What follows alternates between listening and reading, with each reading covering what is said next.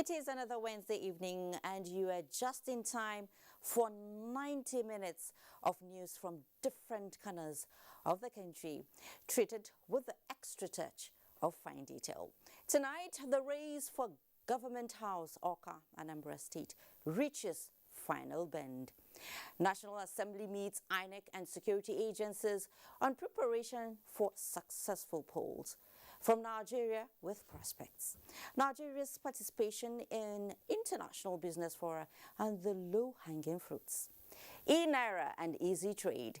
We have a special on the opportunities in Nigeria's newly launched digital currency.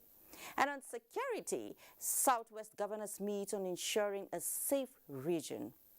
Juvenile justice. What about it?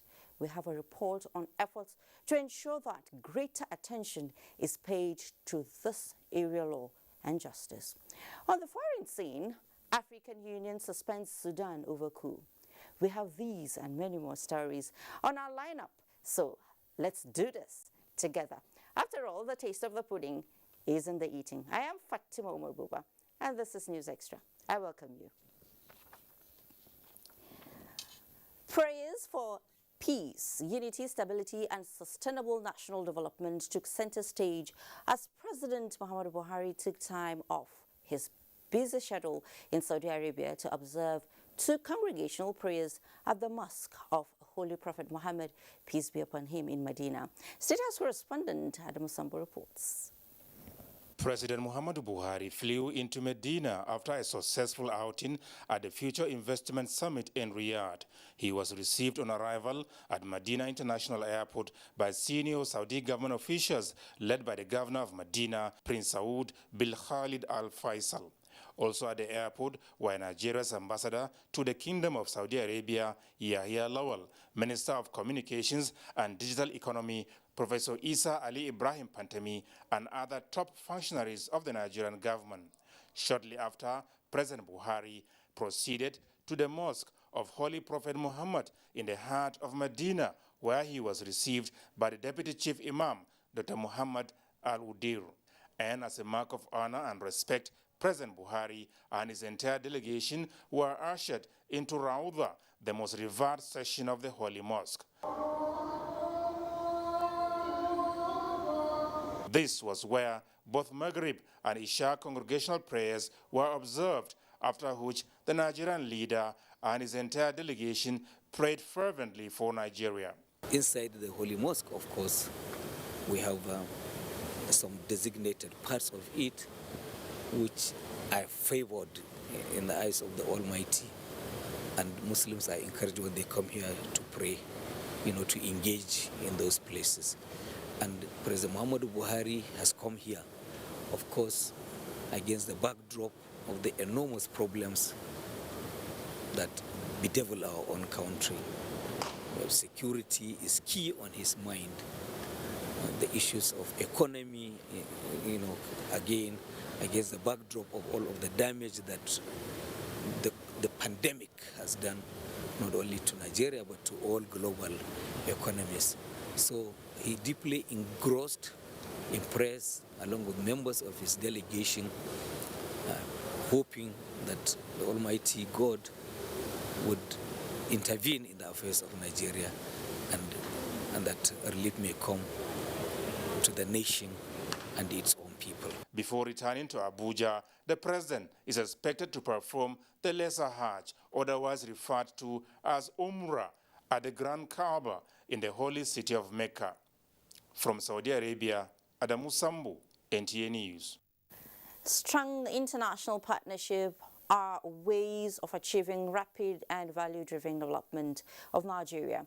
These are views expressed by Nigerians in reaction to President Buhari's international networking engagements. Benny Adams reports. From London to Russia, France to the United Arab Emirates and Africa, President Buhari has continued to invest in goodwill for Nigeria. These trips have not only improved the image of Nigeria, but also increased perception index of the country. This, no doubt, has translated to economic gains, where the country's records of foreign direct investments have continued to hit the roofs.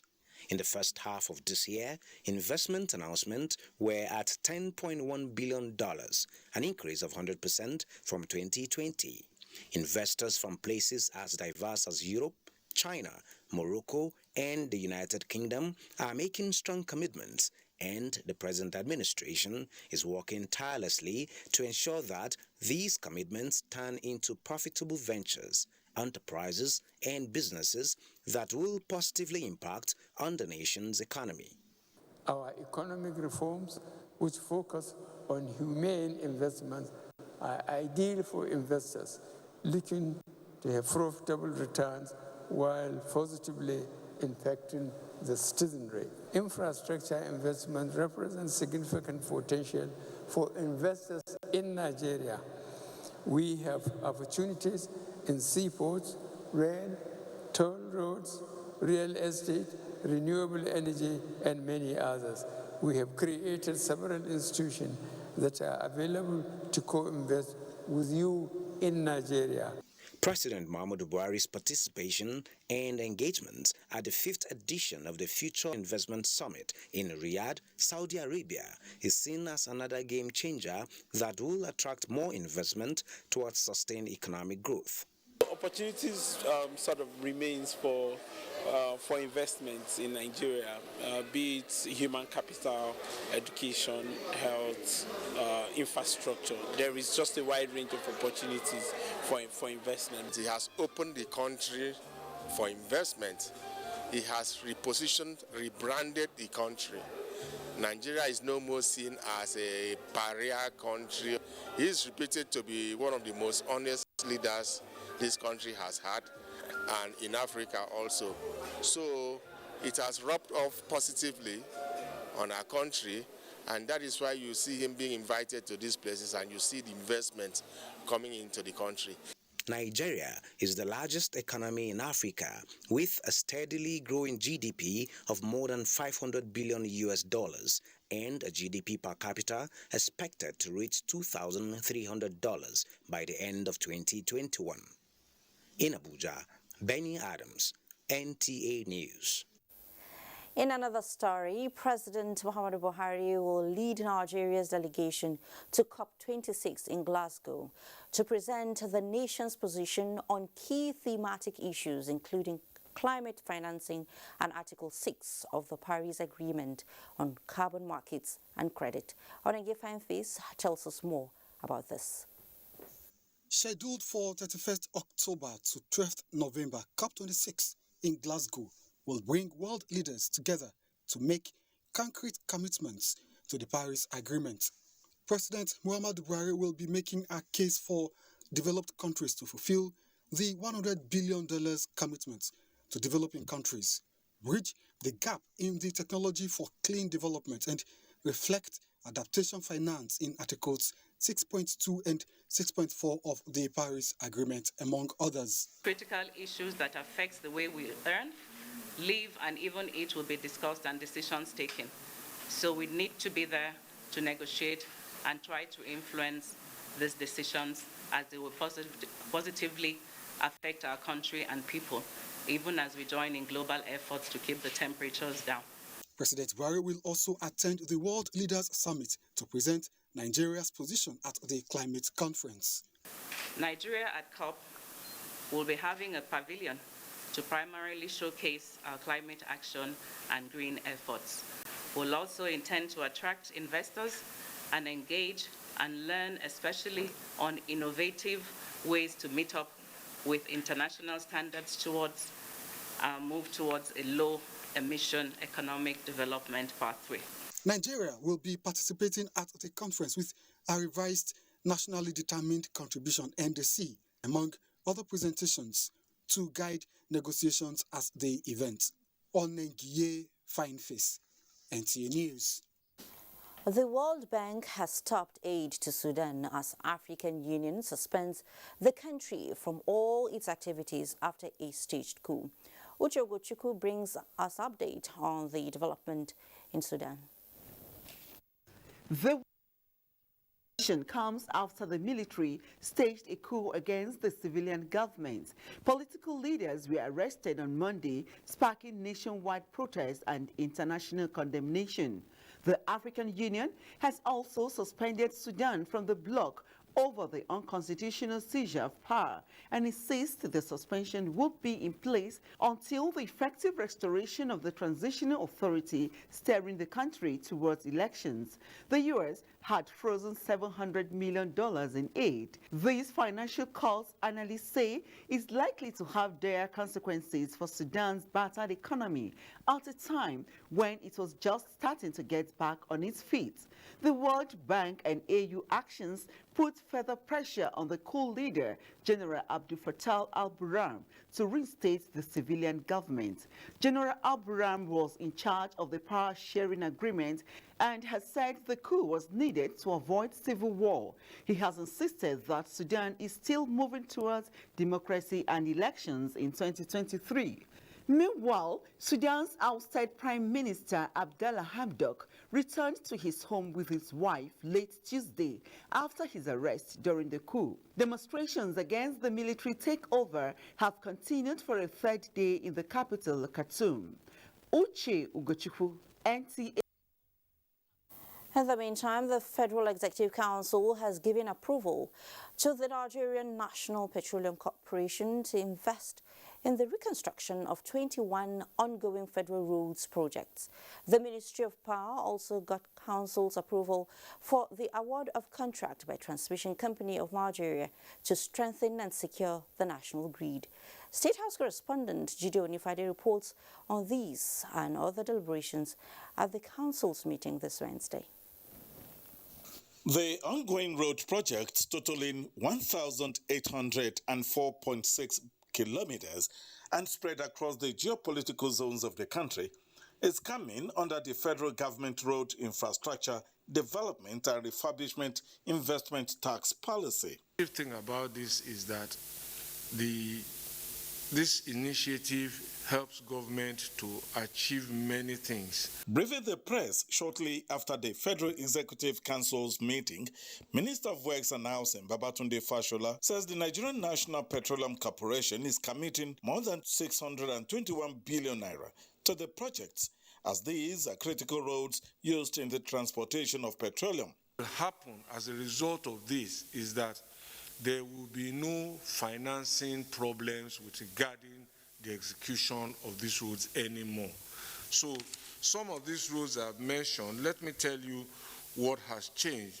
For example, Aba-Ikot-Ekpene Road has an estimate of about 30.399 billion to complete it. The provision in the budget this year is only 200 million. If you look at Suleja-Mina Road, Section 2, it has 25.763 billion to complete it. The provision in the budget this year is just 100 million. The ministry also got two other memoranda approved by the council. Ministry of Power, we presented three memos. The first one was approval for the award of contract for the design, manufacture, supply, construction of 55-kilometer Agu-Akwa Umuchi 132 kV double cycle transmission line and a substation having two transformers 2 by 60 MVA at Ibuchu, Umuchu with 2 by 132 kV line bay extension at Agu for Transmission Company of Nigeria, TCN. The meeting was presided over by Vice President Yemi Osinbajo. In the State House, Jide Onifade, NTA News. The wave of the November 6th gubernatorial election in Anambra State is fast spreading in time and space, and the security situation in the southeastern state is making expectations more intense. To ensure there are adequate measures to guard electorates and votes, the National Assembly Joint Committee on the Independent National Electoral Commission has met with the Independent National Electoral Commission and security agencies. Ignatius Onkwo has that. While the National Assembly is busy with the review of the 2022 budget, The forthcoming gubernatorial election in Anambra State is also receiving parliamentary surveillance. National Assembly Joint Committee on INEC met with the management of the Electoral Commission and security agencies. It was an executive session, but the chairman of the Senate Committee on INEC, Senator Kabiru Gaya, made the intention of the engagement clear before the doors were closed. We are very much concerned with the insecurity situation in Anambra State, and that we cannot afford not to hold election on the 6th. And I just hope and pray that all efforts should be put on table to make sure that this election is hitch-free, fair, credible, and transparent. We have recovered from the series of attacks on our facilities, and I'm happy to say that we have deployed all the non-sensitive materials, not only to Oka, but to all the 21 local government areas. Security issues continued at the budget defense session by the Senate Committee on Interior, where the management of the Nigerian Immigration Service defended its 2022 budget of 72.8 billion naira, with the provision of surveillance equipment to receive more attention in 2022. Provision of surveillance and communication equipment, operational vehicles, terrain border patrol motorcycles. Those are the kind of things we wanted to see in your 2022 budget, and they're there. Your organization is doing a very wonderful job. The Nigerian Securities and Civil Defense Corps and the Nigerian Correctional Service also defended their 2022 budgets before the committee as the legislators amended the amount for feeding of prisoners from 750 naira to a minimum of 1,000 naira per meal. We don't get a dime from what we generate. We pay directly to the Consolidated Revenue Fund. How you can increase your revenue. Like I did say earlier, we need a lot of money. The federal government needs a lot of money, okay, to reduce the level of borrowing in this country.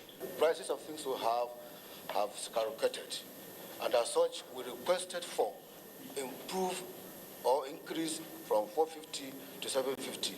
I say just in a booker, for an adult, you give the person 750 in a day. That's 250 per one. How can that person survive? The Senate Committee on Education scrutinized the 875.9 billion 2022 budget of the Ministry of Education. From the National Assembly, Ignatius Nkwo, NTA News. In today's digital world, cybersecurity is a necessity, whether as individuals, organizations, or government. The House Committee on Science and Technology is providing legislative intervention to tackle cybercrime. National Assembly correspondent Lami Ali reports on the public hearing on a bill to establish Chartered Institute of Computer Forensics of Nigeria. The Computer Forensics Institute of Nigeria was incorporated in 2008 following government's approval. What Parliament seeks to do is to have it upgraded, show legal backing to further enable local research and development of digital forensic equipment, software and tools. To improve our criminal justice system to reflect the realities of this new age, when digital and computer forensics play a more important role than at any other time in human history. This bill could not have come at a better time than now, that the nation is faced with a myriad of security challenges. The bill seeks to provide electronic evidence in solving all manners of crimes without exception. The Ministry of Science, Technology and Innovation highlighted the benefits of the legislation. One of it is to enhance public safety, national security through improved and speedy investigation of cybercrimes. In another development, the House Committee on Health is collaborating with the National Health Insurance Scheme to capture constituents in the scheme. We are expanding the coverage of average Nigerians under NHIS. We are also increasing the pool of funds available for NHIS. And that money is not only meant to only provide care. There's also a portion of it that will be used for facility maintenance. 10% of that premium, whatever comes to us, will be used as an administrative cost for running NHIS. We are good to go and continue to provide the services without any break. The idea is to enable lawmakers have people from their communities benefit from the scheme under constituency projects. From the National Assembly, Lami Ali, NTA News. The federal government is assuring Nigerians that it is committed to repaying debts in line with the country's debt management strategy. At the close of the 27th Nigerian Economic Summit, Minister of Finance, Budget and National Planning assured the borrowings are in line with the nation's socio-economic demands. Liakatin Babatunde completes the story. Nigerian Economic Summit is the largest gathering of key stakeholders in the country to deliberate on issues confronting Nigerians. These editions centered around 5 thematic areas: high and sustainable growth, quality of life, national security, political economy, and digital transformation. It was a hybrid engagement occasioned by the coronavirus pandemic, and at the end, it was time for the Joint Planning Committee of the 27th Nigerian Economic Summit to meet the press. So the borrowing is carefully planned, is carefully calibrated that we're able to meet the debt service obligations when they fall due. Focusing on human capital development, especially the girl child, the committee agrees government requires the active collaboration of all to address the shortfalls in education, hence the need to holistically pursue the Safe School initiative. Unless we do something about it with the fierce urgency of now, this has to be a collective action. Parents have to be assured that their children will be safe in school. Teachers have to be assured that they will be safe in school. And the children that have gone through those experiences need to be provided with psychosocial support so that they can actually go back and learn. We feel fairly satisfied that in this partnership with government, we have the ear of government. Government is working hand in hand with us. We walk through the year, not just at the summit. In the coming weeks, a green book containing all takes of the summit will be made available to the public and the report submitted to the Federal Executive Council to serve as policy advisory.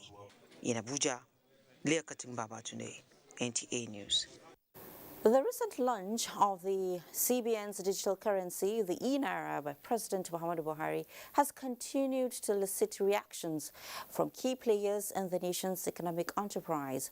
Some of them, including the richest black man, Aliko Dangote, spoke to NTA News in Riyadh on the sidelines of the Future Investment Summit in Saudi Arabia. Adamu Sambu has that. The e-Naira was formally activated by President Muhammadu Buhari last Monday, marking a major step forward in the evolution of money and dismantling obstacles to payment system in Nigeria. Although further modifications and enhancements to the platform will continue towards making financial transactions easier and seamless for every strata of the society, those spoken to described the initiative as a great leap forward. I think it was a great thing. You know, Central Bank Governor has actually done very, very well, you know, and he's doing well because of also the support he's getting from Mr. President. The more financial instruments we have to bring people into the banking world, the more we can pool capital together, the more people get services, the more people get access to credits, okay? And at the end of the day, everybody has money, some money, and all this money that is kept and is not in the banking system is not capable of being loaned to those who need it. And the whole idea is to be able to transfer money from point A to point B to point C, so everybody gets the benefit of it. And in the process, value is added and people get true benefits. So in 2020, remittances from abroad dropped from $2.5 billion in February to $55 million in March. Why?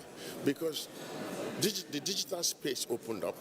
People were no longer sending their money through the central bank because it is now everything is going digital. So everything was flying over Nigeria. But now with the e-Naira, we're expecting to get into that digital space. We believe that we'll be able to bring in a lot more funding into Nigeria very easily. And of course, that will impact every sector, not just the oil sector.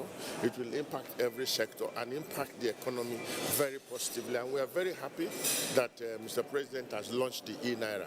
And with coming into effect of the Petroleum Industry Act, the Minister of Petroleum Resources, Timothy Silva, gave a hint that full deregulation of the oil sector in Nigeria is just a matter of time. These are pains that we as Nigerians must agree to take for us to move forward. If we don't take this pain, how are we going to move forward? Because you are spending trillions of naira to just subsidize consumption. Everybody we were even looking up to has moved on. Saudi Arabia has moved on, UAE has moved on, Kuwait has moved on. So frankly, I think that we as Nigerians must develop a national consensus that if we want Nigeria to move forward, if we want to have monies deployed to investment and development, then we must deregulate. Look, it is going to cause pain for everybody, but the choice is not to stay where we are, because that is going to keep us where we are, which of course we all agree is not the best place to be. That's why I think, yes, it is going to create pains, but it is a necessary step that Nigeria must take, especially considering the fact that it is now a law and the law must be obeyed. But of course, we must look at it and of course, give some time. I'm not saying we can do it tomorrow, but we must give some time. But of course, it's just a matter of time. We must deregulate. The Petroleum Industry Act came into effect on the 18th of August this year, marking the end of uncertainty as well as underdevelopment in the oil and gas sector of the nation's economy for decades. As a result, an estimated $50 billion worth of investments was said to have eluded Nigeria. From Riyadh, Saudi Arabia, Adamu Sambu, NTA News. The world is evolving through the use of technology to solve myriads of challenges, which remains a major source for new discoveries. In matching up with these realities, Nigeria, Africa's giant in market and population, has keyed into this development to maximize the potentials for human and capital advancement. Abolade Salami reports on how this new procedure will impact the entire system of trade and commerce. Business transactions cannot totally be isolated from the dealings of man. Almost everything is about trade and commerce. This long-standing practice have evolved from trade by barter to the use of currency, which is today a major mode of payment and means of business transactions. In recent times, however, the use of physical cash in executing businesses and making payments has been on the decline due to its bulkiness, unsafe and poor handling of Naira notes. This has resulted in the need for countries of the world to shift attention from the traditional mode of trading to what is now known as e-commerce, e-currency, and e-wallet. Nigeria is not taking the back seat from what has been adjudged a faster, safer, easier, and cheaper means of payment with the introduction of e-Naira. We will access the e-Naira via a wallet, which we call the Speed Wallet. The wallet itself is downloadable from stores, which have gone through rigorous testing. We've also carried out several penetration tests, stress tests, and several other kinds of tests to ensure the security, integrity, and safety of the wallet itself. While the Central Bank of Nigeria Digital Currency Initiative is targeted at direct payment of funds to people eligible for welfare programs, the new process, according to experts, will also drive financial inclusion, increase remittance, make monetary policy more effective, and reduce risk of theft. As at today, Nigeria as a country spends not less than 250 billion naira to print naira. The naira that you and I use to join one bus or another or to pay for groceries and what have you. If significant proportion of Nigerians key into the digital currency, the e-Naira, the cost of producing or printing the Naira will significantly reduce. With its immense benefits to the Nigerian economy and the Naira, the Central Bank of Nigeria says key technical partners have been consulted to ensure a seamless process of the system. In Lagos, Abolade Salami, NTA News. Thank you, Abolade. We take a pause at this point for our very first break. When News Extra returns, Southwest governors set honor in one to tackle insecurity. Just as we bring you the story of an individual with an exceptional talent, the amazing story of how disability should never be a barrier plus a serious warning against a dangerous threat to mankind. And what could that be? All of these in a moment. Please stay.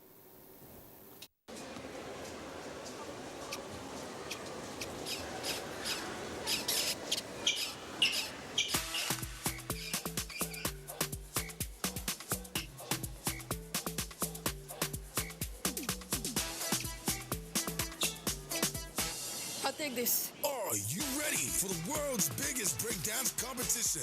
Enter Globe Battle of the Year Nigeria and win Mega Millions. Globe Battle of the Year Nigeria is here. The Ministry of Mines and Steel Development cordially invites the Chairman and members of the Senate Committee on Solid Minerals, Mines, Steel Development and Metallurgy, Chairman and members of the House Committee on Solid Minerals, all state governors, Governor of the Central Bank of Nigeria, high-level experts from federal ministries, chief executives of parastatals and other stakeholders to the launch of Made in Nigeria Barite, scheduled as follows. Date, Thursday, 28 October 2021. Venue, Harlicon Industrial Services Nigeria Limited, Plot 109, Transamadi Industrial Layout, Port Harcourt, River State. Time, 10 a.m. prompt. Special guest of honor, His Excellency, Chief Timothy Silva, Honorable Minister of State, Petroleum Resources. Chief host, Architect Olamilekon Adegbite, FNIA, Honorable Minister. Co-host, Dr. Uchechukwu Samson Oga, OON, FCA, Honorable Minister of State. Other stakeholders who may not physically attend the program can link up via Zoom ID 8477178470. Passcode Barite. Announcer Dr. Oluwatoyin Akinlade, Permanent Secretary. Enjoy faster connectivity and amazing discounts in the Airtel HBB seasonal offer. Get a MiFi for 9,999 Naira plus up to 55 GB data, or a router for 19,999 Naira plus up to 160 GB data. Offer valid while stock lasts. More data, more you. Reliable home broadband by Airtel, the smartphone network. It's that time of the year again. Every year, for the past 25 years, Public Policy Research and Analysis Center, PPRAC, honors the most accomplished leaders with the Zik Prize in Leadership Award. This year, the list is awesome. His Excellency Mr. Babajide Sanwo-Olu, His Excellency Engineer Abdullahi Sule, Senator Anyim Pius Anyim, Senator Dr. Olorunimbe Mamora, Mrs. Ekaite Unoma Ekpabio, Dr. Akinwumi Ayodeji Adeshina, Malam Nele Kolokiyari, Dr. Bashir Y. Jamo, Mr. UK Eke, and Mr. Uche Oji. We invite you to be a part of this epochal event at the Eco Hotel Convention Center, Lagos. Date 7th of November 2021. Under the distinguished chairmanship of Dr. Okwesileze Nwodo, Royal Guest of Honor Alhaji Aminu Ado Bayero, Emir of Kano, Chief Host Sama Kwabara.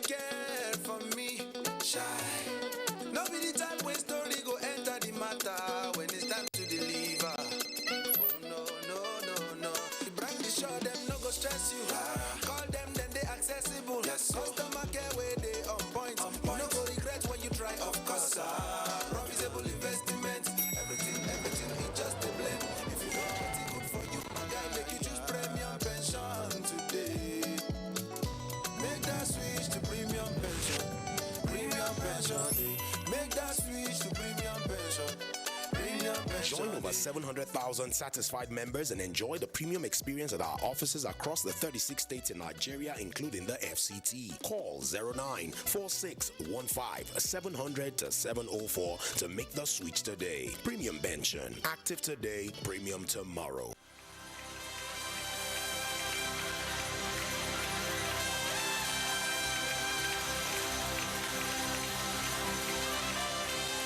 Each journey has its purpose and tells a story. We are here to redefine yours. At Ibom Air, we are poised to bring game-changing, innovative services to you because our people are passionate, our partners are committed, and our energy is high.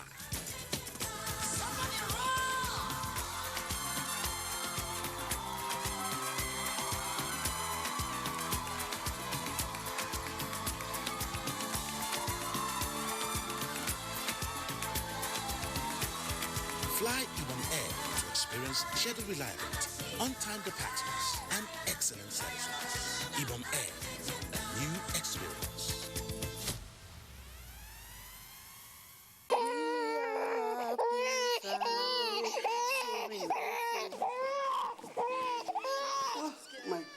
Which medication are you giving this baby?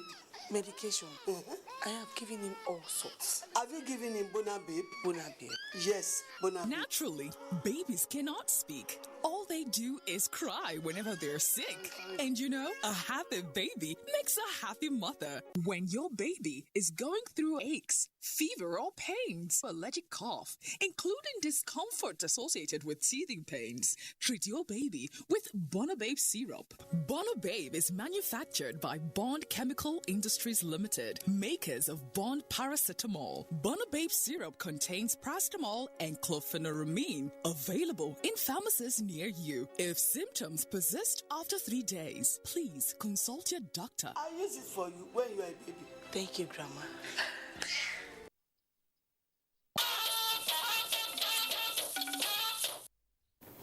Welcome back. Governors from the southwest geopolitical zone of the country met behind closed doors at the State House in Marina, Lagos, to discuss common challenges in the region with a view to finding a collective way forward. Musa Toliet reports. 5 governors from the southwest geopolitical zone were present at the meeting, which lasted for 90 minutes behind closed doors at the State House in Marina, Lagos. Chairman, Southwest Governors Forum and Ondo State Governor Rotimi Akeredolu gave an insight into what transpired at the meeting, but declined giving details about the outcome of the meeting. Deliberated on a number of issues that we have common issues and national issues. We deliberated on a number of them, and again we deliberated on our common heritage, which is the Odua group of company. And at the end of the day, we have agreed on a few things, and it's not something, a number of them that have to do with security is not what we discuss in the open. So I want to thank you and let you know that yes, we had this meeting and had a retreat decision on a few things which we don't want to discuss in the open. Members of the Southwest Governors Forum thereafter paid a visit on the national leader of the All Progressives Congress, Asiwaju Bola Ahmed Tinubu, who recently returned to the country after a successful knee surgery in London. In Lagos, Musa Toliat, NTA News. Mitigating increasing violent conflicts in Nigeria requires the collective effort of all Nigerians. This is why the National Center for the Control of Small Arms and Light Weapons is seeking collaboration of the Nigerian Television Authority to curb proliferation of arms in Nigeria. Ekene Ndulwe reports. In recent times, the media space has been inundated with stories of violent conflicts in various parts of the country, with small arms and light weapons in the hands of non-state actors blamed for the rising insecurity. This explains belief at the National Center for Small Arms and Light Weapons that the media has a role to play in raising awareness on the concern of Nigerians to the issue at stake. Hence, this visit to seek collaboration with the NTA.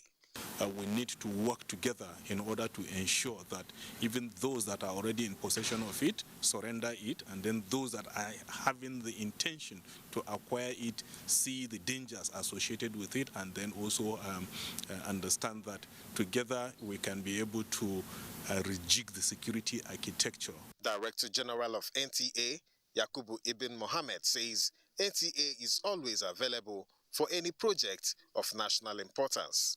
So while the services are battling, those who are already in possession of these light weapons and small arms, you have a responsibility to ensure that the supply line is cut off completely. So we will help in this direction. As they rise from the deliberations, these experts appear undaunted by the task ahead. Ekene Ndulwe, NTA News. We have heard so much about the state of Nigeria's correctional centers. Now, in view of the activities of the Presidential Committee on the Reform of Correctional Centers, we are also getting to know that Bostal homes in the country need equal, if not more attention. Femi Okewo was on the team of the Presidential Committee to Gomo in Ilorin, where 122 inmates were released since they did not meet the conditions to be there. Here's the story. Nigeria has only 3 juvenile remand homes owned by the federal government, one in Kaduna, another in Abeokuta, and then Ilorin. Only Lagos is known to have established any similar facility. Inadequate as these are to cater for Nigeria's rising juvenile crime rate, the Presidential Committee is more disturbed by the misuse of the federal government-owned centers by the parents and correctional officers, who have turned the centers into what the chairman described as dumping ground for children who, they claim, are beyond parental control. But far more than that, the Presidential Committee is angry that the juvenile correctional officials have completely breached the laws which allow only juveniles within 16 to 21 years of age to be kept in the centers and through valid court orders. What the law wanted to insulate the children by saying it is an institute meant for them is being really practicalized on them, on natural offenses in terms of sodomy by the aged that have been brought here. That is why the young ones are not meant to be in the adult incarceration centers. The visit also revealed that although the Gama Center in Ilorin is named a training institute, not much is going on in terms of instilling skills and knowledge. As a result of all these, but particularly because nearly all the inmates did not fulfill the legal conditions for remand, about 65% of them were released after strenuous screening by a technical committee which had the UNODC and UNICEF as members. It is not sufficient just discharging these inmates. There is a painstaking process of contacting the parents who must come and take possession of the students as a measure of safety. But it was not just gloom alone during the visit. 2 students who passed their wax exam while in the center were also released and granted scholarships. As has become part of the tradition of the Presidential Committee, books that can build the inmates were presented from the office of the Vice President, Professor Yemi Oshibajo. Femi Okeowo, NTA News. The federal government is adopting proactive measures to tighten up security around institutions of learning and sustain global best practices that will entrench safe and quality delivery of knowledge at all levels. Abubakar Usman Akwanga reports that this came to the fore during the 4th International Conference on Safe School Declaration. In this all are policymakers and professionals in the education sector, and the collective resolve is to build a watertight security across schools. The 1948 UN Declaration of Education as fundamental human right to every child is the driving force. It is my utmost belief, therefore, that in the course of this conference, Nigeria will be able to leverage on the best practices in implementing the Safe Schools Declaration, see how opportunities for collaboration could be utilized to set up preventive measures and provide response mechanisms capable of having devastating effect on the education sector if not checked. Federal government said professionalism, proximity to schools, safe learning environment, strong political will and adequate funding mechanism will be enhanced. Moving forward, our faith in the nation remains unshaken. We are strong, we remain so, and we're determined and robust in order to enhance the security of our learning institutions and the occupants therein. The conference is gathering momentum from international partners and traditional rulers to close gaps and redefine the system for greater results. In Abuja, Abubakar Usman Akwanga, NTA News. Thank you, Abubakar. A wise saying has it that the human spirit is one of ability, perseverance, and courage that no disability can steal away. This is true especially when you meet people who defy all odds to achieve their life dreams. Abdullahi Mustafa tells us a story of a Kano-based visually impaired secondary school teacher who is still aspiring to set up the pinnacle of his career. Over to you, Abdullahi. Ahbabu Rasulullahi Maria Sanusi Dantata is a community secondary school situated in Kofarwa of Kano Metropolis. Most of its teachers are volunteers from the neighborhood. Among them is 27-year-old Dahuru Abdulhamid, who teaches SS3 classes, English language and government. Though visually impaired since birth, Dahuru is a teacher admired by his students. This is SS2B of Hababu Maria Sanusi Dantata Community School here in Kofarwa, Dala local government area. And presently Malam Dahuru is teaching them government. So we'll listen to him and also hear from him and some of the students on how well they understand his lessons. As you can see that I am a visual impaired and all my students are sighted people, but I communicate with them through dictation when I enter. Well, we apologize for that hitch, but I promise you before we leave here, we're going to have that report completed. Now, it has been observed that mandatory policies on sex education in schools would help check the incessant cases of rape and sexual harassment of the girl child. This was in focus out of the 16th inaugural lecture of Ekiti State University Ado-Ekiti, delivered by a professor of adolescence and reproductive health counseling. Ayodeji Ogunshakin reports. The menace of rape and sexual harassment of girls remain a Hydra-aided challenge, which is of great concern. The lecturer affirmed that the various forms of abuses and factors responsible for the increase in cases of rape of girls, which could be traumatic with long-term effects, can be said to be connected to the failure of parents and teachers to instill sex education in children. The lecture with the theme Sexuality Education of a Gay Child, Guidance for Better Tomorrow, dwelt on the types of abuses and ambiguity that surround sexuality education of a gay child, with emphasis on the need for parents to be responsive in this regard. Everybody has to be aware of sex education. The parents should educate their children sexually, both boys and girls. They should not shy away from it so that their future will be better and greater. The Vice-Chancellor of the University, Professor Edward Olanipekun, was convinced that the content of the lecture, if followed, will checkmate the contemporary trend of rape of girls, while the Director General of the Nigerian Television Authority, Malam Yakubu Ibn Mohammed, represented by the General Manager of NTA Ado-Ekiti, Segun Oshinowo, described the lecture as apt, as it is in tandem with NTA's campaign against rape. She was able to teach us on the merit of how we should tutor and guide the girl child. Participants are of the view that the lecture had touched the various aspects needed to enhance sex education that could check the rate of rape and sexual harassment of girls. From Ado-Ekiti, Ayodeji Ogunshakin, NTA News.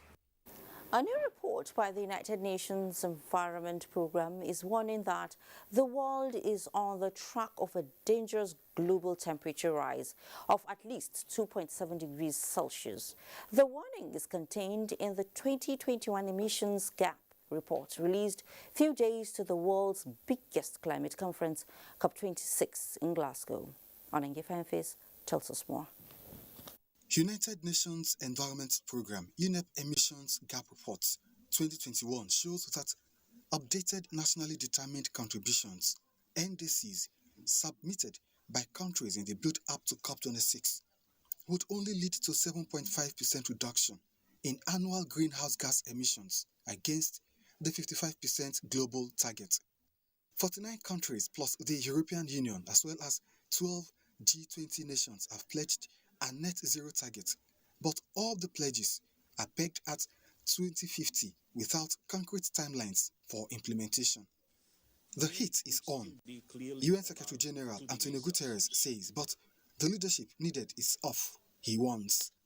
And the report also shows that countries are squandering a massive opportunity to invest COVID-19 fiscal and recovery resources in sustainable, cost-saving, planet-saving ways. As the report demonstrates, the world would need 7 times more ambition to keep us on the 1.5-degree track. And this is a yawning gap that we must close in 8 years. The world has 8 years to halve global carbon emissions to have a chance at the 1.5 degrees Celsius target by 2050, the emissions gap report warns. Onengiye Fine Face, NTA News. And let's talk about food security. However, International is leading the way in developing a pathway for agricultural transformation through leveraging on youth and technology. This was the thrust of the conversations on food security at the sidelines of the 27th Nigeria Economic Summit in Abuja. Musa Abubakar reports. We then help these farmers with advice, right? So the team is able to take critical data, as I said. The youth, we can really help. There's a similar narrative for these agripreneurs sharing experience with the objective to improve the agricultural value chain and achieve food security. That's the fierce urgency of now for Haifa International, who targets to move 1 million people out of poverty. This is through strategic private and public sector partnership, unlocking demand and market opportunities, as well as invested in priority value chains and taking advantage of emerging agricultural technologies. AYUTE is acronym for Agriculture, Youth and Technology as a transformative force for Africa. At Haifa International, we believe that young Africans have the creative ability to innovate around challenges faced by smallholder farmers. There is hardly any economy in the world that can develop without leveraging on the potentials of the agricultural sector. The goal for Haifa International is to unlock potential for food self-sufficiency and enable people to reach sustainable living income through promoting innovative agri-business model. Haifa has been in Africa for over 45 years in 11 different countries. Haifa has just expanded its operation to Nigeria so that we can contribute to meeting the kind of impact that we want to achieve between now and 2030. We want to be able to ensure that we can get additional 10 million households to achieve sustainable living income, and Nigeria is ready to contribute tremendously to that particular target. The Global Development Organization is on a mission to end hunger and poverty in a sustainable way. In Abuja, I am Musa Abubakar, NTA News. To business of air travel. If you're looking forward to performing the Umrah Lesser Hajj following the reopening of religious sites by Saudi Arabia, or you intend to promote trade linkages between the kingdom and Nigeria, here is an opportunity to fulfill your dream of traveling on one of Nigeria's leading commercial airlines, Azman Air. Suleiman Abdullahi Rugachkun reports that the management of the airline flagged off an inaugural flight from the ancient city of Kano, which is also a hub of the airline's activities. More than a decade ago, Azman Air was established with the focus of providing global aviation services while ensuring safety standards and comfort of passengers. This determination continued to manifest with the unveiling of long-haul 409-seater Airbus A340-600 certified by regulatory agencies for airlift operations. The maiden flight took off from Malam Aminu Kano International Airport and landed at King Abdulaziz International Airport, Jeddah. Azman Air says schedule of departures are Wednesday and Saturday every week. Azman Group Chairman Abdul Munaf Yunus Sarina representative says the airline is looking beyond Saudi Arabia corridor to other parts of the Middle East after interruptions by COVID-19 pandemic. We assured our passengers that we will always comply with the regulation safety standard, and we assure our passengers of comfortability, good service, and affordable prices. The company says it's determined to sustain the tempo to the satisfaction of customers as management behind the success story pledges commitment to keep the airline flying. We have ventured into international operations going to Jeddah recently, and we have done that to improve the commercial aspect and passenger comfort in international travels.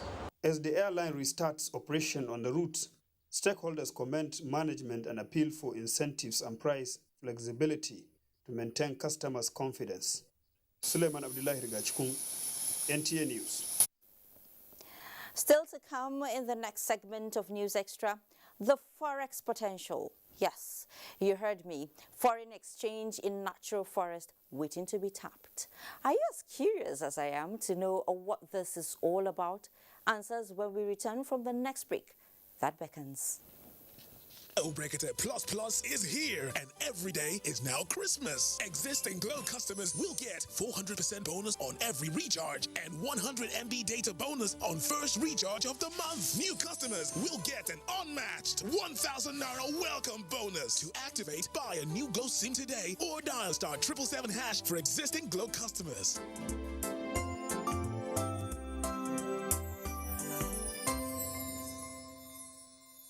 The internet at home disconnects me, but that's a thing of the past. Today, I found the great solution. With Connect, I can get internet from space. It's super fast satellite internet from Connect. It's great. I can get internet everywhere. It's super simple and super fast. It's Connect. Broadband up to 100 megabits per second. All this from 6,900 Naira per month. Isn't it great? Go to connect.com.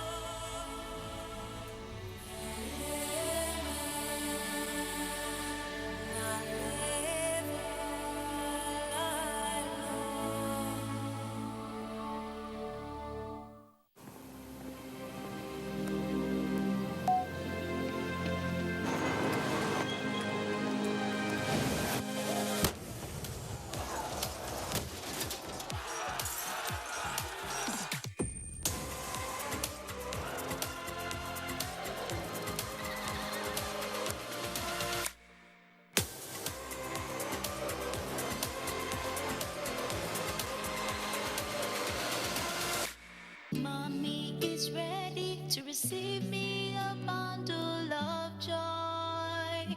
Mommy is making my home cleaner and safer. We are Dettol Shore. Illnesses can happen at home too. That's why Dettol and me together will make my baby's home safe and to protect from up to 100 illness-causing germs. That's why moms want to be Dettol Shore. We are Dettol Shore. Looking fresh for your date? Get even fresher with Close Up. New Close Up Triple Fresh formula. It cleans deeply, fights 99% of bacteria, and cools intensely, keeping you protected and fresh. Protected and fresh.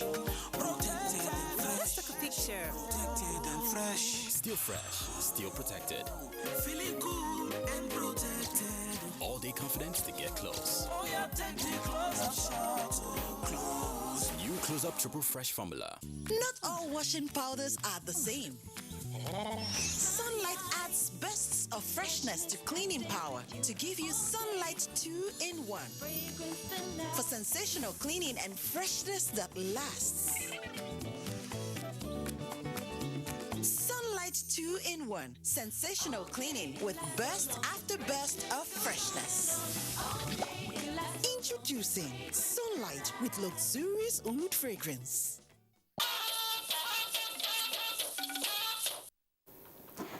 Great to have you back on News Extra. Global wealth has grown overall, says World Bank. World Bank's new Changing World of Nations report, as investors lose 12.8 billion amid positive market breadth in the capital market.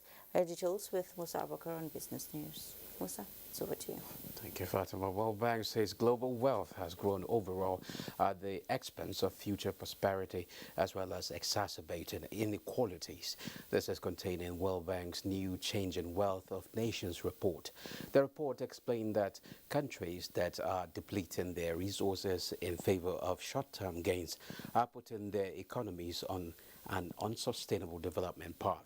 While indicators such as gross domestic product (GDP) are traditionally used to measure economic growth, the report argues for the importance of considering natural, human, and produced capital to understand whether growth is sustainable. The Change in Wealth of Nations 2021 tracks the wealth of 146 countries between 1995 and 2018. Now to capital market. Nigerian stocks lost steam midweek with all-share index logging a 0.06% decline to end the session at 41,789.59 points, with equity capitalization closing at 21.8 trillion naira. 284 million shares, value at 3.2 billion naira, were traded in 5,036 deals. FBN Holdings, ICO Insurance, and EcoBank topped the activity chart. That's business news. It's back to you, Fatima. Oh, thank you so much, Musa, for the business package. And we'll head to Lagos, where preparations are in top gear for the 2021 NECA's Network of Entrepreneurial Women National Summit, tagged Commitment to Excellence. Kende Adebisi, who was at the pre-event press conference, reports that the summit is expected to equip women with tools to excel in their chosen endeavor. For over 15 years, these women have constantly endured challenges, recorded wins, and also charting ways for women entrepreneurs in Nigeria. This year's summit, which is the 8th in the series, is a build-up to the previous editions, as it will avail women the opportunities to network and gain knowledge from seasoned speakers, specifically selected for the purpose.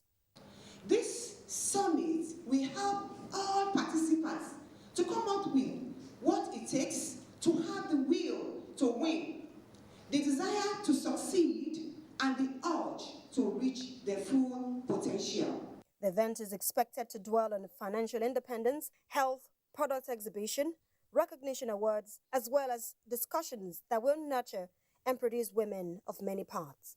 It's going to tell us how to get off if we're struggling.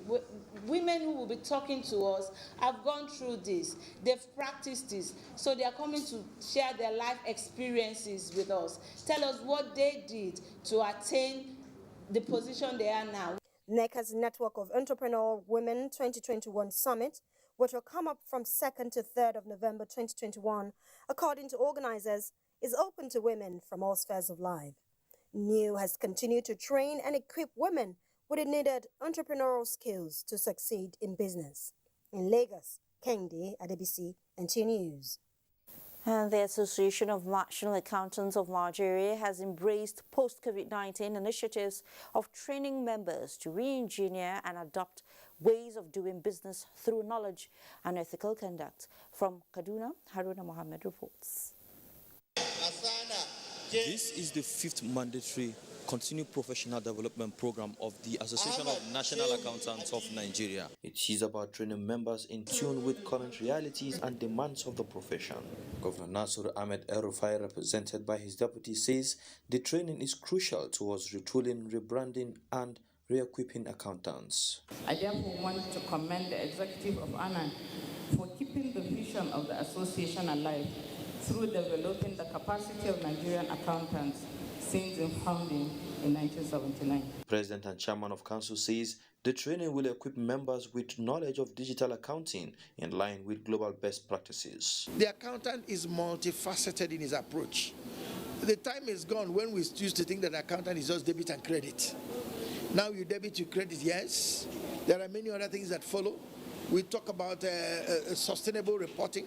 We talk about ethical reporting. We talk about success accounting. We talk about environmental accounting. So there is a whole new area emerging. And we want our members to be on the cutting edge, to be part of what is happening. Part of the 5th session had induction of new members into the professional body. Kaduna, Haruna Mohammed, NTA News. And in line with the government policy to plant 25 million trees to mitigate climate change, the spirit of the exercise seems to be spreading among the people. The potential of the country at taking advantage of the natural forest resources seem to be influencing the possibility of another alternative for foreign exchange for the country. Sounds far-fetched, right? Shola Wahid will fill us in. With natural resources, forests remain one of the blessings the nation can boast of. How rich is the international market for forest resources? We're already part of the international business because all of Nigeria is a signatory to CITES. The thing is that how do we get our act right to do the business as expected by the international organization? A recent effort at meeting the federal government's target of planting 25 million trees further enlarge the opportunities available for the resources in the country as embarked upon by various groups, including students, wood sellers and marketers, and it continues to gain ground. To achieve this feat through collaboration with government and other stakeholders in the industry. This has been our strength, and we hope to leverage on this to remove impediments that are barriers to sustainable forest management in Nigeria through commitment to do it right and with partnership. We achieve that the nation's forest cover is achieved, but also in ensuring that they contribute as expected to achieving sustainable forest management in Nigeria. How can Nigeria key into the opportunities available in this sector for foreign exchange? Forest resources to those who are practicing the profession of biodiversity and resources as in general, you can call it environmental resources.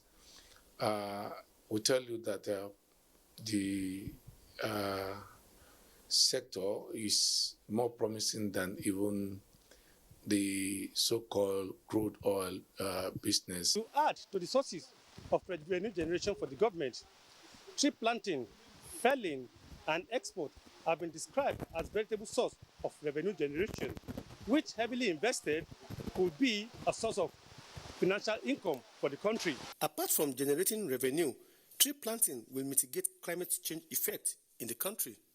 In Ibadan, Shola Wahid, NTA News. Multi-sectoral collaboration to protect online information for the power, oil and gas sector is gaining support against the misuse of cyberspace. The initiative, which is coordinated by the Office of the National Security Advisor, is part of measures to save the nation from imminent financial losses from activities of internet fraudsters. Abokar Usman Akwanga reports. The increasing number of cyberspace users and the growing threat to online information is necessitating this knowledge-based interaction. I am confident that together we can pave the path for creation of new opportunities to usher Nigeria into a bright future driven by a prosperous cyber security and digital economy for the country.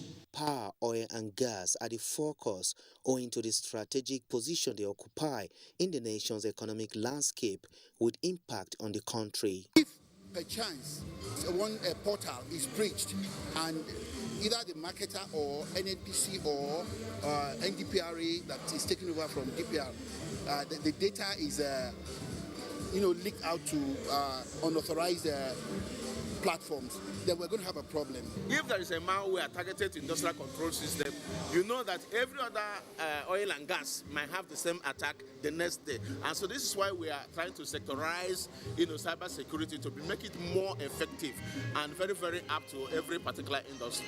The stakeholders' engagement is also to facilitate seamless communication across critical agencies and collaborate in information sharing and management. In Abuja, Abubakar Usman Akwanga, NTA News. So far, so good. Just hanging there for how COVID-19 brought out the ingenuity of Nigerian researchers and the low-hanging fruits. Plus, it's been one suicide attempt too many in the FCT. Find out the latest right after this time out. Join us again.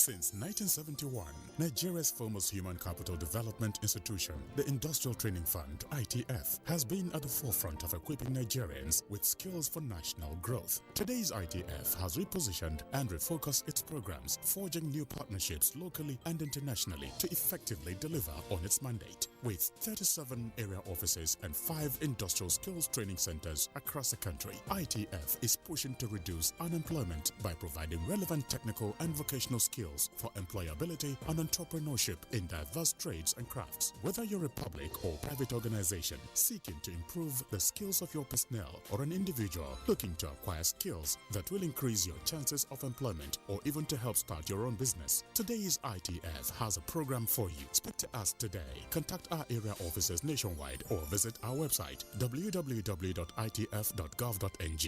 ITF, developing the nation's human resource. Me and you, let's get to Ghana. Hey! Go and jump. This is Ghana.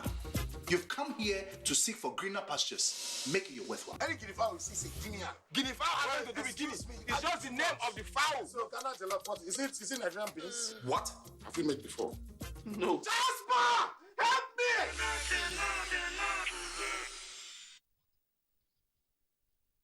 The family of Iweka of Uoha village in Onwa East LGA of Edo State cordially invites you to the funeral ceremony of our dearly beloved father, husband, uncle, grandfather, and great-grandfather, late Pa Charles Uzojare Iweka, aged 87. Funeral arrangement, Thursday 28 October. Body leaves mortuary to his hometown, number 3, Upper Ivioko Quarters, Uoha, Onwa East Local Government Area. Vigil Mass, same day and venue, 6 p.m. Social wake keep 9 p.m. till dawn. Friday 29 October, funeral mass at the Brendan Catholic Church, Uoha, time 10 a.m.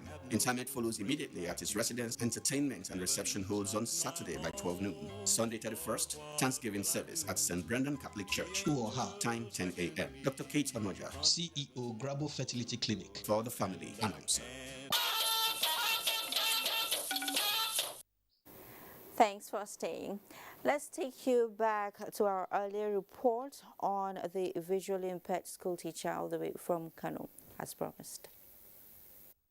Ahbabu Rasulullahi Maria Sanusi Dantata is a community secondary school situated in Kofarwa of Kano metropolis. Most of its teachers are volunteers from the neighborhood. Among them is 27-year-old Dahuru Abdulhamid, who teaches SS3 classes, English language and government.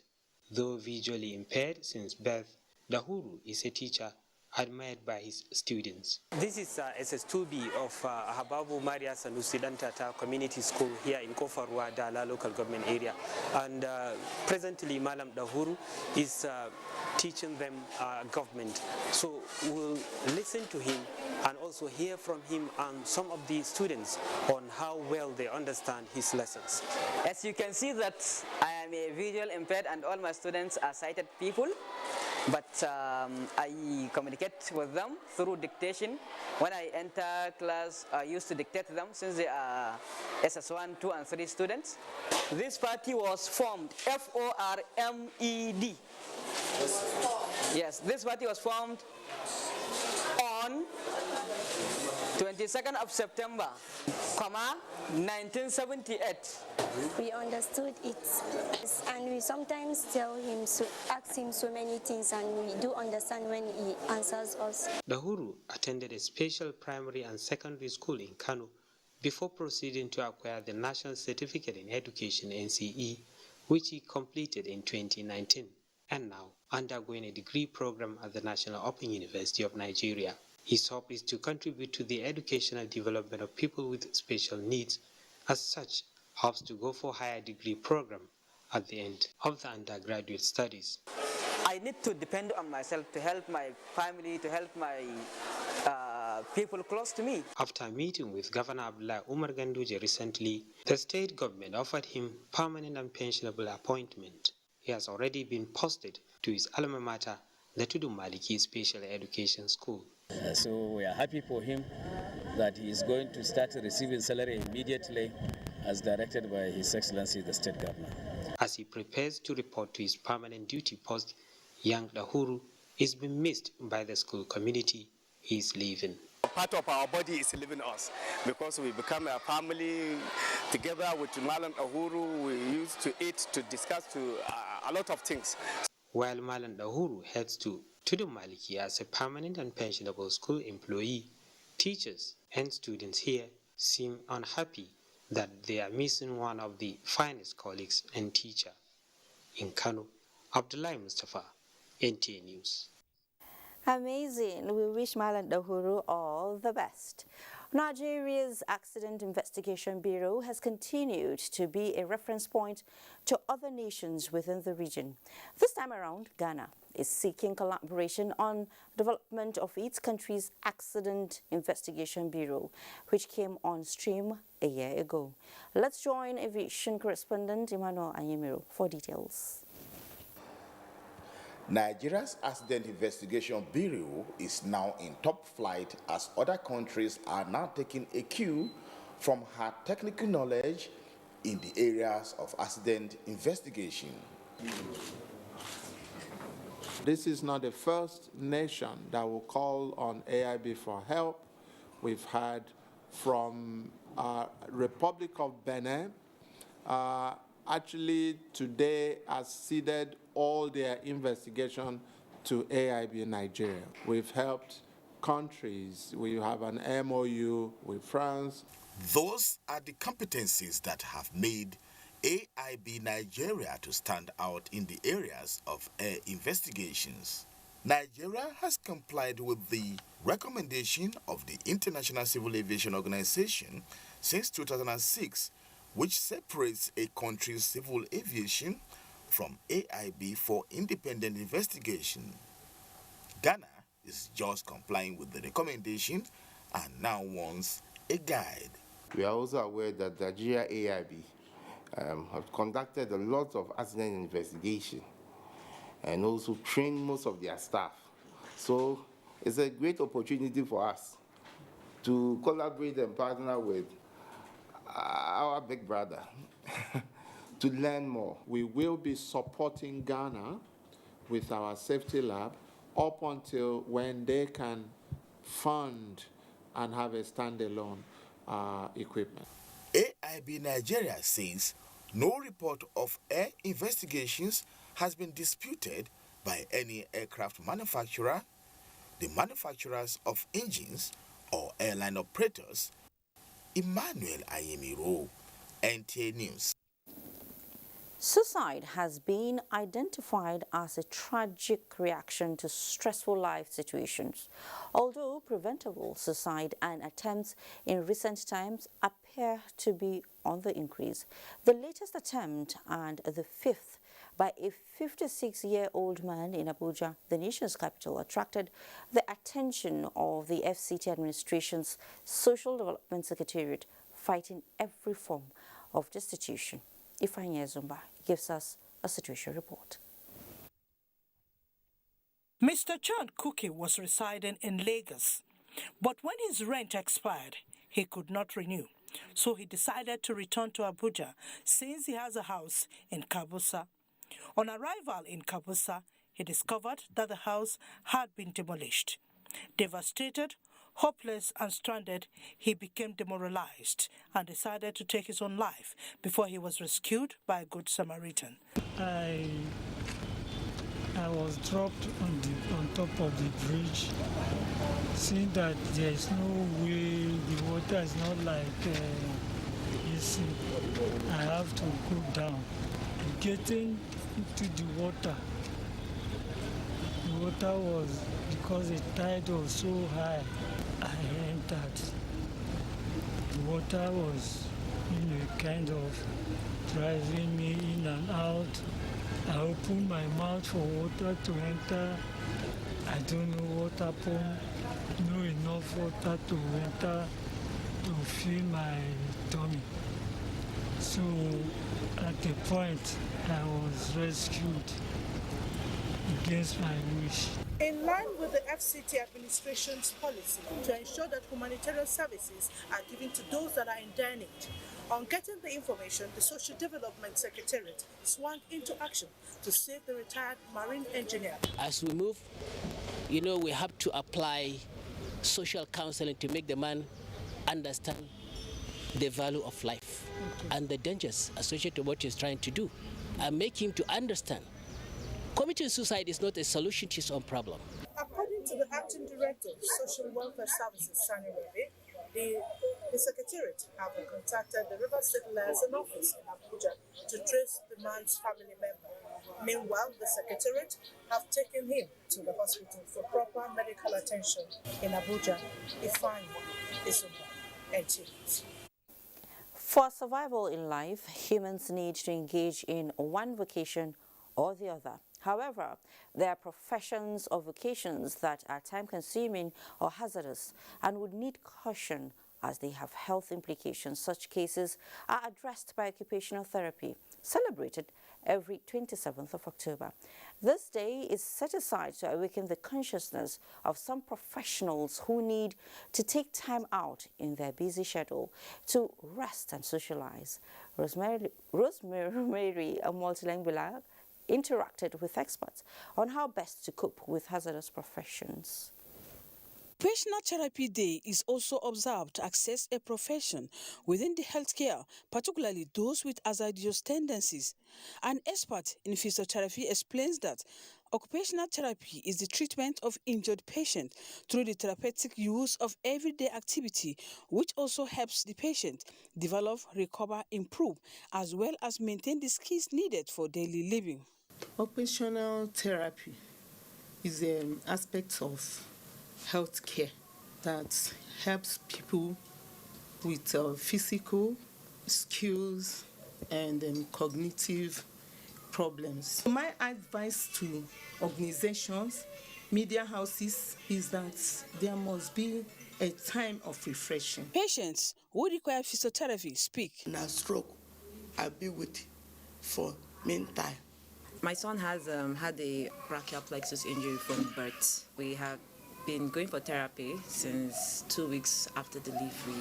Profession like journalism is one with occupational hazard, where an individual could encounter difficulties and stress, as well as lack the opportunity to participate in leisure. It is a very tricky one for the profession, and it can only be assuaged by the deliberate effort of the person himself, so that as the pressure mounts, you still are able to find some means of escape in the midst of that pressure. For this International Day, it's very important because it provides us that opportunity to be aware of the need to always create time to take care of your body and soul, because it is important to your productivity. They all advise professionals, especially those with busy schedules, to separate work and personal life. Rosemary Molteleng Bilal, NTA News.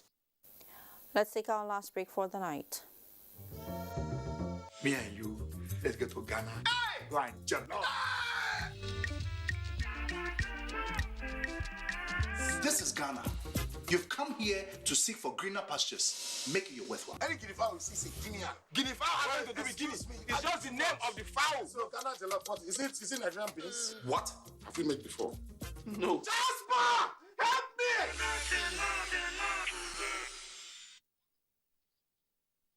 People has succeeded a great deal in sensitization during the pandemic, and we have found the community mobilization officers most effective in the sensitization and in the advocacy campaigns, creating awareness on the coronavirus pandemic. We have done this through the production of jingles, which were very widely distributed in different languages, in English, in Hausa, in Yoruba, in Igbo, in Tiv, in Igala, in Kanuri, in Fulfulde, in Ijo, in Isoko, in Bini. In talk of any other language you can think of, we had translated sensitization messages. This message is from the Federal Ministry of Information and Culture.